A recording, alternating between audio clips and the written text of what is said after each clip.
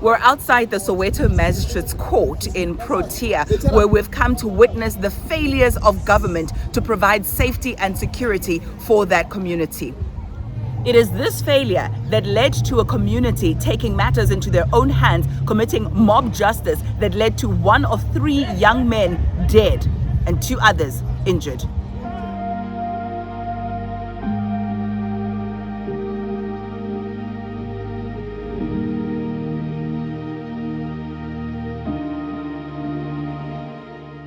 On Sunday, the 27th of July 2025, a group of 50 to 60 men and women crossed the length and breadth of Soweto and Nana's farm looking for 3 young men aged between 17 and 20. The youngsters were accused of stealing a cell phone and an amp. The boys were found and beaten to a pulp from around 3 o'clock on Sunday afternoon until around 4 a.m. on Monday morning. 1 of the 3 died. A woman, her son, and daughter, at whose home the boys were beaten, made an appearance at the Soweto Magistrate's Court in Protea. They alleged to have had video footage of the boys coming into their home to commit the crime. The evidence they claimed to have had was nowhere to be found. All they produced was footage of the boys walking past the house outside. We attended the court proceedings and, on condition of anonymity, spoke to friends and family of the 3 young men. The mother of the deceased is distraught. She says she frantically searched for her son all night. She tried to find the alleged stolen goods and raise funds to repay the debt, but her child's abductors would not relent. Her child died on the scene.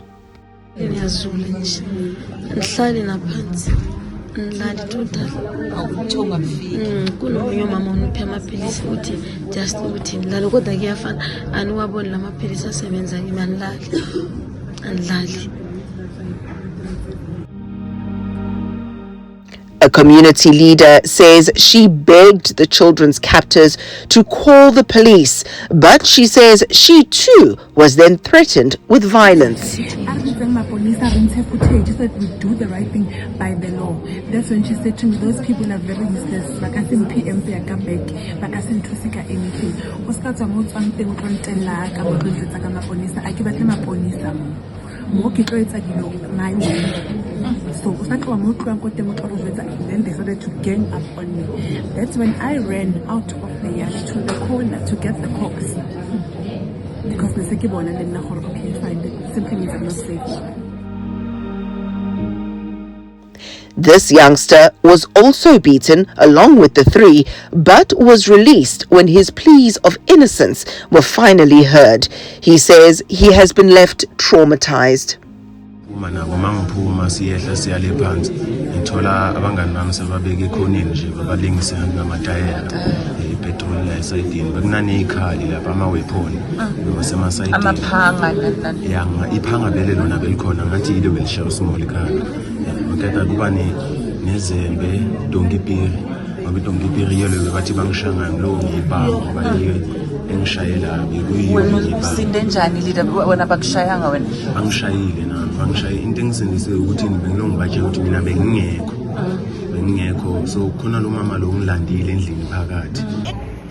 Nature doesn't allow for a vacuum. In the absence of law enforcement, communities stand up and they take matters into their own hands, illegally and unjustly so.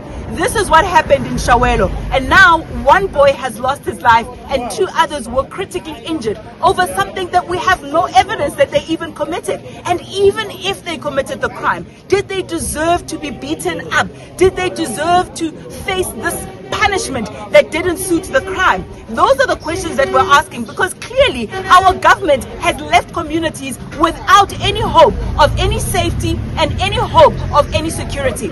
Without this Good Samaritan who came through and put an end to that nonsense, maybe all of the children would have passed away. Can you tell us a little bit about what you found when you got to that crime scene, when a family had taken captive of those 3 children and was beating them to a pulp? What did you see? I saw blood everywhere.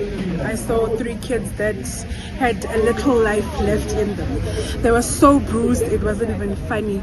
It was even hard to look at. I found them with tires around their necks. There was petrol on the scene. There was blood on the walls. There was blood on the floors. There was pangas that they were using. There was one boy with an open head and an open skull. It was traumatic. One of the kids were begging for their life, to say, rather call my mother and kill me in front of my mother. And unfortunately, that kid has lost their life. And in the midst of all of this, we see the top brass of the SAPS embroiled in their own scandals of crime, criminality, and corruption. Where do community members go when they're looking for police, when they're looking for security? Where must she go for her to be safe, to be protected? These are the questions that we're asking. Here in Gauteng, we know that Premier Panyaza Lesufi has taken that portfolio of community safety and has placed it into the office of the Premier. We are saying to you, Premier Lesufi, do not just take that portfolio and sit on it. Let it not just be a line item in your office. Do something. People are dying. Our children are dying.